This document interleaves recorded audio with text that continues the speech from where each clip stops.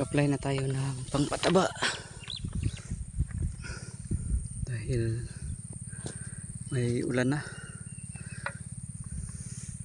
Kahit hindi pa nakahumul ng tubig, kababad ng tubig, pero palagi nang umuulan, kaya nag-apply na tayo ng pangpataba, synthetic na pangpataba. Yan, may dagom pa, lakas-lakas na dagom. I-budget lang mga kauman.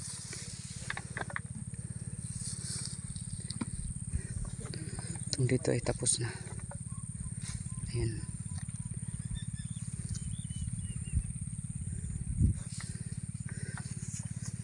May mga portion ng mga damo dahil hindi napatol sa pag-spray, dahil hindi na